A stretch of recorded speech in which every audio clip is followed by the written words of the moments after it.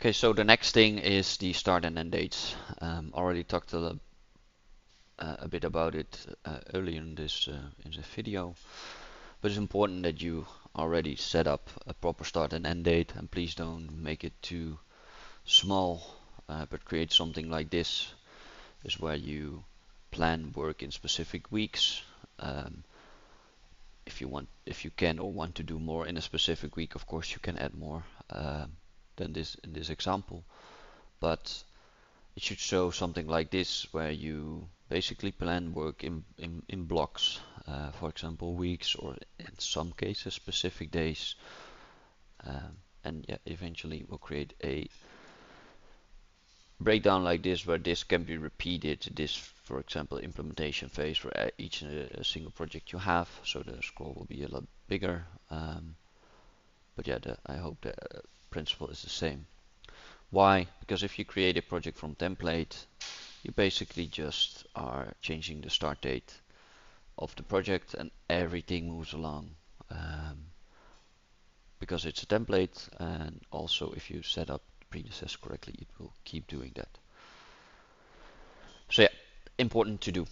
And you only need to do it once, maybe tweak it a little bit along the way, but yeah, it will save you a lot of valuable time later. Now work type, of course each organization have different work types, but yeah, choose the one that is good for you, and you really just need to make a distinction between what is billable work and what is non-billable work. So if nothing should be billed ever, please put it on non-billable. If something should be billed in general, put it on billable. Um, if you always work with a fixed fee, please create a work type fixed fee, project fee for example. Make sure you create a custom rate of 0 per hour, and then still put it on billable. That's a small tip I would like to give you, because then you can keep reporting of how many hours a week someone is billable, or a percentage, and it will not fuck up your data. Then the department, of course, you can choose the right department. Also, if there needs to be work done across multiple departments and you don't know the resource yet, you can just assign the right department, create your right dashboards on it, and then you're good to go. For the resources, most likely it will remain empty in your template, only if specific items are always done by a specific person, then you can add that to the template, as you just need to leave it empty. Then the status, I find this important. I would advise you to only use the new statuses for those tasks that can be done right away when you create a project. Because if you create dashboards and you add the right filters, for example, only show me items of a specific status like new, then the person or the group of people based on department will know, okay, something popped up, I need to do something. Then all the other ones, you could use a status like to plan or waiting predecessor. I personally like to use to plan, because those things just needs to be planned. Then the predecessor we talked about, the start now earlier, then you cannot really use it in a template, but you can definitely use it on a project, especially if you made agreements with the supplier or the customer and you just need to wait for that agreement, the specific date to be over. Yeah, you can use that. The task category, I can talk hours about this, but you can make this one big and small as well. I would advise you to just keep it simple. Have one standard or default template with the logic that you want to be applied to it, and only use one for the impact analysis for ISO compliance. Because if you work with those UDFs, the user-defined fields, where you do the impact analysis and risk analysis, and then the outcome of that analysis is also put into a UDF, then you can automate on it, create notifications or make it pop up in certain dashboards.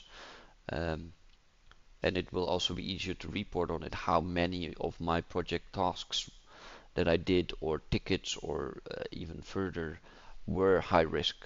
So you can easily track those later on. So that's why we use UDFs. And because we don't want to clutter all tasks with those UDFs, we create a separate task category for it. Other things that we see and sometimes implement is to make a distinction between fixed price or time and materials. Um, yeah, and we can go even further, but that is always like more custom.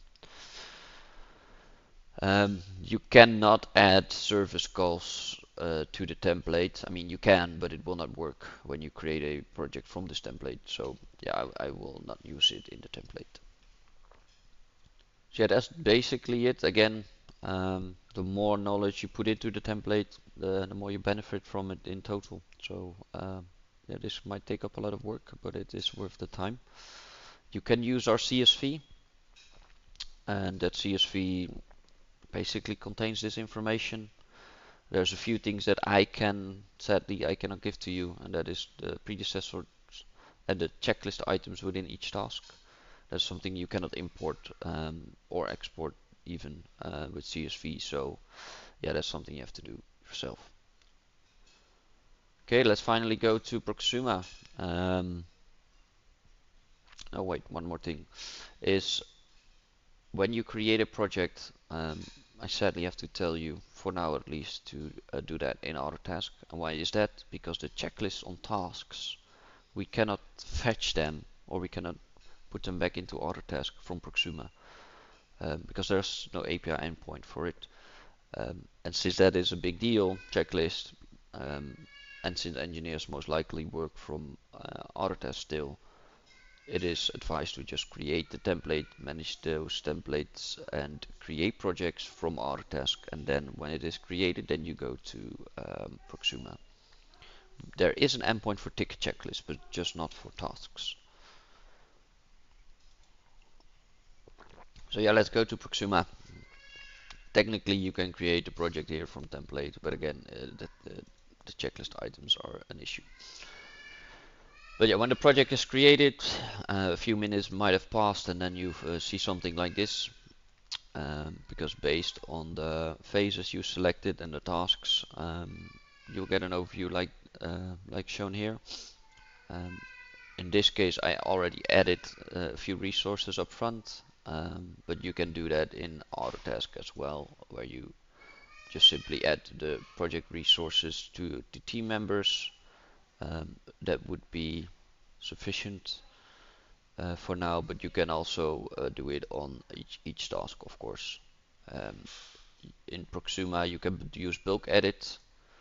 So if I, for example, want to just put resources, you can bulk edit, select the tasks, and then use associated with, or basically the same thing. You can do that in Autotask. You can select the phases or tasks, and here use forward modify and add resources. So that is a small tip to add those more efficiently. But yeah, again, I did set it up for a few already for this video.